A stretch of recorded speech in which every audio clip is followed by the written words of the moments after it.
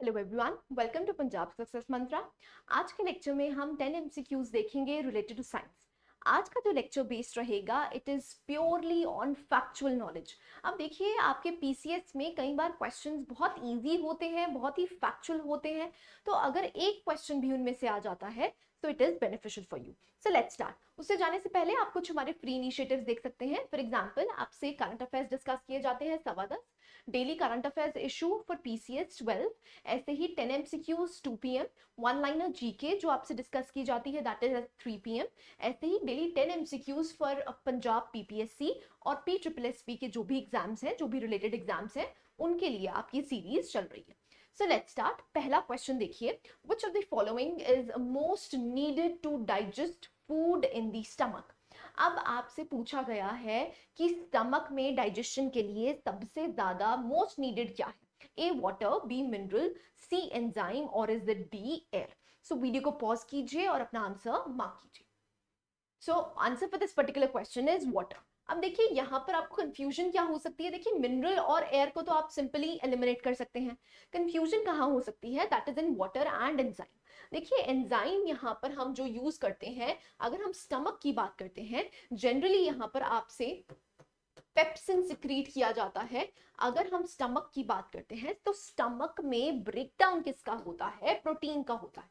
लेकिन HCl ऐसे ही आपके पास एग्जिस्ट करता है। ज्यादातर जो HCl है वो भी क्या है, एक एंजाइम की तरह काम करता है, लेकिन उसके लिए चाहिए क्या, मीडियम क्या चाहिए, दैट इज वाटर। सो इसीलिए मोस्ट नीडेड पूछा है और सबसे प्रोमिनेंट अगर आपको बताना है तो दैट इज वाटर। ठीक है जी। ऐसे ही आप देख सकते हैं, this is your digestion system. Digestion system में आपका जो स्टमक है वो किसके बाद एग्जिस्ट करता है, दैट इज ईसोफेगस के बाद। सो अगर हम डाइजेशन की बात करते हैं तो जो डाइजेशन है वो स्टार्ट कहाँ से होता है, क्वेश्चन ये भी बन सकता है, it is from the mouth. Mouth में जैसे ही आप खाना डालेंगे उसके बाद हमारी डाइजेशन स्टार्ट हो जाती है।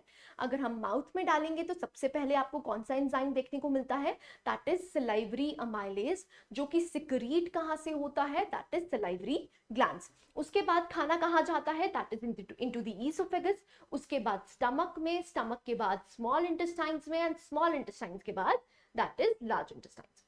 Right. So this was the question. Second question में मूव करते हैं। क्वेश्चन है, व्हाट डज गोबर गैस कंटेन। अब गोबर गैस में आपको प्रोमिनेंट जो गैस है वो कौन सी देखने को मिलती है। Number 1 is butane, B methane, C octane और is it D propane. So video को पॉज कीजिए और अपना आंसर मार्क कीजिए। So answer for this particular question is methane. देखिए, बहुत ही सिंपल क्वेश्चन है। आज आपको सिंपल ही क्वेश्चंस देखने को मिलेंगे, लेकिन जितने भी क्वेश्चंस रिलेटेड हैं वो सारे ही फैक्चुअल इन नेचर हैं। बाय चांस आपको एक स्टेटमेंट भी आती हो, उससे भी आप एलिमिनेट कर सकते हैं। सो आज का एजेंडा क्या है कि जो भी छोटे छोटे फैक्चुअल फैक्ट्स हैं वो हम इकट्ठे कर लें। राइट। सो अगर हम गोबर गैस की बात करते हैं तो मीथेन एग्जिस्ट करता है। अब देखिए, यहां पर क्वेश्चन आपका थोड़ा टफर बन सकता है, जहां पर आपसे मल्टीपल गैसेस पूछी होंगी। तो अगर हम मीथेन का कंपोनेंट देखते हैं दैट इज अप्रोक्सीमेटली 59%, लेकिन सेकंड नंबर पे कौन सी एग्जिस्ट करती है, that is carbon dioxide. Third number पे यहां पर आपको हाइड्रोजन सल्फाइड भी देखने को मिलता है। Very very important. ऐसे ही अगर हम वाटर वेपर की बात करते हैं तो it is approximately 0.003%। So percentage से भी आ सकता है अगर उनको टफ बनाना हो, या फिर उनको मल्टीपल गैसेस अगर आपको दे रखी हैं तो आपको पता होना चाहिए तीन प्रोमिनेंट गैसेस कौन सी है। पहला तो मीथेन हो गया, दूसरा आपके पास कार्बन डाइऑक्साइड हो गया, और तीसरा क्या है, that is H2S hydrogen sulphide. ठीक है जी। नेक्स्ट क्वेश्चन पे मूव करते हैं। Question number 3, which cell organelle is found in the plant cell only. अब देखिए, जब हम सेल को पढ़ते हैं तो हम उसको दो में डिवाइड कर देते हैं, एक एनिमल सेल होता है, एक प्लांट सेल होता है। जैसे ही हम उसको कवर करते हैं उसके बाद डिफरेंसेस देखते हैं। सो आपसे सिंपल सा क्वेश्चन पूछा है कि कौन सी ऐसी ऑर्गेनाली है जो सिर्फ आपको प्लांट सेल्स में देखने को मिलेगी। सो पहला ऑप्शन है क्रोमोसोम्स, बी है माइटोकॉन्ड्रिया, सी है प्लास्टिड्स, डी है that is ribosome. So video को पॉज कीजिए और अपना आंसर मार्क कीजिए। So answer for this particular question is plastids. देखिए, जो प्लास्टिड्स हैं वो सिर्फ और सिर्फ आपको प्लांट सेल्स में ही देखने को मिलते हैं। अगर हम प्लास्टिड्स की बात करते हैं तो 3 भागों में इसको डिवाइड करते हैं। सबसे पहले हम पढ़ते हैं क्लोरोप्लास्ट्स। देखिए क्लोरोप्लास्ट्स वो प्लास्टिड्स हैं जो कि क्लोरोफिल की हेल्प से क्या करते हैं, प्लांट्स को अपना खाना बनाने में यूटिलाइज करते हैं। सो जो भी ग्रीन कलर्ड प्लांट्स आपको दिखते हैं दे कंटेन क्लोरोप्लास्ट्स। ऐसे ही क्रोमोप्लास्ट्स, देखिए क्रोमोप्लास्ट्स का मतलब क्या है, जो भी किसी और रंग को प्रेजेंट करता है, for example flowers, red, orange, yellow, ये जितने भी एग्जिस्ट करते हैं इसका मतलब उन पर्टिकुलर प्लांट्स में क्या प्रेजेंट है, क्रोमोप्लास्ट्स। ऐसे ही लास्ट में प्रेजेंट है आपका ल्यूकोप्लास्ट। देखिए जो ल्यूकोप्लास्ट होते हैं उनमें कोई भी कलर एग्जिस्ट नहीं करता है और ये जनरली स्टार्च को स्टोर करते हैं। तो ये तीनों भाग आपको कहां पर देखने को मिलते हैं, that is only in the plant cells. ठीक है जी। सो सिंपल क्वेश्चन था, आप देख सकते हैं जो भी डिफरेंसेस हैं between the plant cell and the animal cell. ऐसे ही क्वेश्चन नंबर 4 पे चलते हैं। Oncogene is responsible for what? Number 1 A AIDS, B cancer, C tuberculosis और is it D typhoid? So video को पॉज कीजिए और अपना आंसर मार्क कीजिए। बहुत ही सिंपल क्वेश्चन है। अगर आपने किसी भी मल्टी हॉस्पिटल में विजिट किया हो तो वहां पर डिपार्टमेंट्स बने होते हैं। अगर आपने उनके डिपार्टमेंट्स के नाम भी ठीक से पढ़े हो तो शायद आपको ये क्वेश्चन आता। सो answer for this particular question is cancer. देखिए जो ऑन्कोलॉजी डिपार्टमेंट होता है that is related with cancer. अब कैंसर में क्या है, जब आपके एक पर्टिकुलर सेल आउटबर्स्ट कर जाते हैं, बहुत ज्यादा नंबर में हो जाते हैं, तो उसको बोलते हैं cancerous sales.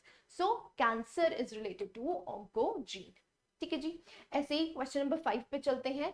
The presence of which of the following prevents coagulation of blood inside the human body? अब क्वेश्चन ध्यान से पढ़िएगा। इनसाइड द ह्यूमन बॉडी पूछा है। ए फाइब्रिन, बी हीमोग्लोबिन, सी हेपरिन और इज इट डी थ्रोम्बोप्लास्टिन? आप वीडियो को pause कीजिए और अपना आंसर मार्क कीजिए। So answer for this particular question is heparin. अब देखिए आपको यहाँ पर कंफ्यूजन किस में होगी। देखिए हीमोग्लोबिन को तो आप सिंपली एलिमिनेट कर सकते हैं, ऐसे ही थ्रोम्बोप्लास्टिन्स को भी आप एलिमिनेट कर सकते हैं। बचते हैं फाइब्रिन और हेपरिन। देखिए जो फाइब्रिनोजन है वो आपकी क्लॉटिंग तो करता है लेकिन not inside the body, outside the body. So वो क्लॉटिंग ऑफ ब्लड में हेल्प करता है। ऑन द अदर हैंड अगर हम यहाँ पर इनसाइड दी ह्यूमन बॉडी बोलते हैं जो कोएगुलेशन से बचाता है, दैट इज हेपरिन। ठीक है जी। नेक्स्ट क्वेश्चन पे मूव करते हैं। तो आप देख सकते हैं हेपरिन आपके पास अंदर इनसाइड दी बॉडी जो कोएगुलेशन को प्रिवेंट करता है। ऐसे ही अगर हम फाइब्रिनोजेंस की बात करते हैं तो फाइब्रिनोजेंस क्या करते हैं, these are the fibrins that clots the formation of the blood outside the body. Now this is outside the body, but if we are talking about inside of the body, that is heparin. ठीक है जी। ऐसे ही next question पे move करते हैं। Question number 6, who invented dynamo? बहुत ही सिंपल क्वेश्चन है, सबको आना चाहिए। A Michael Faraday, B that is Gutenberg, C that is Macmillan और is it D Pascal? So video को पॉज कीजिए और अपना आंसर मार्क कीजिए। So answer for this particular question is Faraday. आपकी एनसीईआरटीज में भी राइट है। देखिए माइकल फैराडे जो डायनेमो है वो जनरली क्या बोलते हैं इसको, इलेक्ट्रिक जनरेटर। क्या कहते हैं, इलेक्ट्रिक जनरेटर। देखिए सिंपल सी बात है, जनरेटर का मतलब क्या है, जब इलेक्ट्रिसिटी चली जाती है तो आपको क्या चाहिए होता है, जनरेटर चाहिए होता है। तो इसका मतलब क्या है कि हम मैकेनिकल एनर्जी को किस में कन्वर्ट कर रहे हैं, इलेक्ट्रिकल एनर्जी में कर रहे हैं। सो अगर हम एनसीईआरटी की बात करते हैं तो दोनों ही आपकी एनसीईआरटी में प्रेजेंट है, इलेक्ट्रिक मोटर भी और इलेक्ट्रिक आपका जनरेटर भी। सो अगर हम जनरेटर की बात करते हैं तो यहाँ पर क्या हो रहा है, मैकेनिकल एनर्जी आपकी किस में कन्वर्ट हो रही है, इलेक्ट्रिकल एनर्जी में।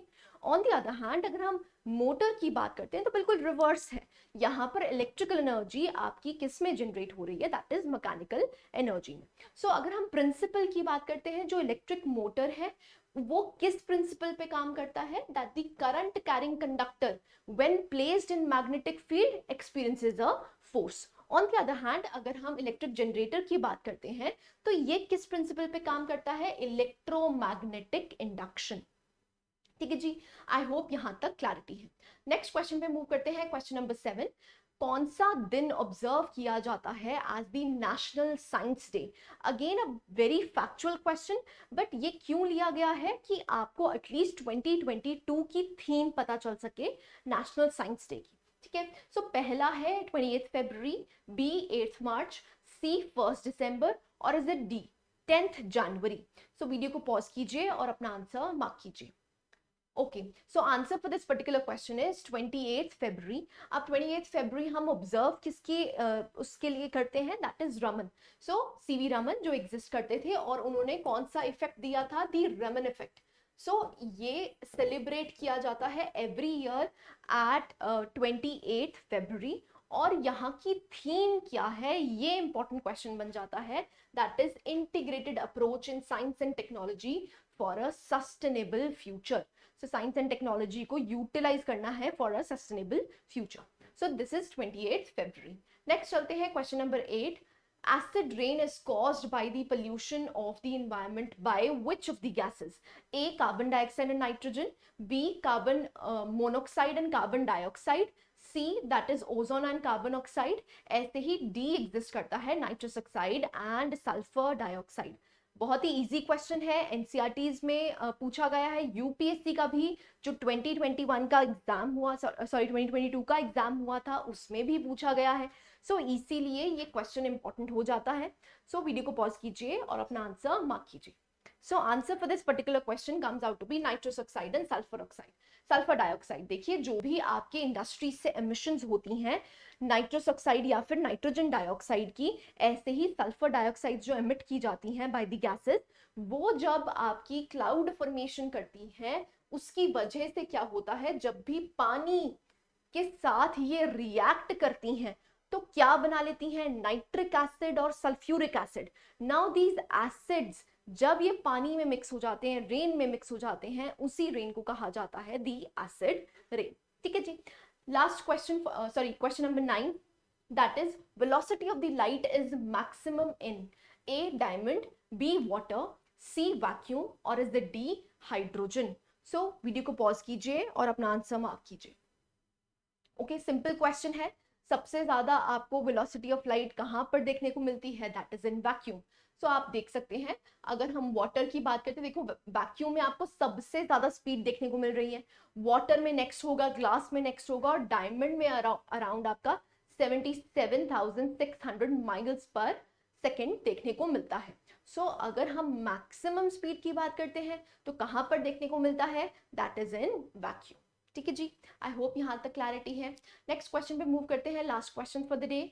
Who is the father of immunology? Immunology का फादर किसको कहा जाता है? A Louis Pasteur, B that is Robert Koch, C that is Landsteiner, और is it D Edward Jenner? So video को पॉज कीजिए और अपना आंसर मार्क कीजिए। So answer for this particular question is Edward Jenner. अब Edward Jenner कौन थे? He was a doctor जिन्होंने एक्चुअली में स्मॉल पॉक्स की वैक्सीनेशन बनाई थी, और उन्हीं को दर्जा दिया गया है फादर ऑफ इम्यूनोलॉजी का। सो आपको पता होना चाहिए जो स्मॉल पॉक्स है वो एलिमिनेट हो चुकी है हमारे ऑल ओवर वर्ल्ड से, और इन्होंने ही सबसे पहले वैक्सीनेशन डिराइव की थी, और इनको क्या कहा गया है? That is father of immunology. Right, so this is all about these session. So आप हमारे फ्री इनिशिएटिव्स और पेड इनिशिएटिव्स देख सकते हैं। So I hope you like the lecture. Thank you very much.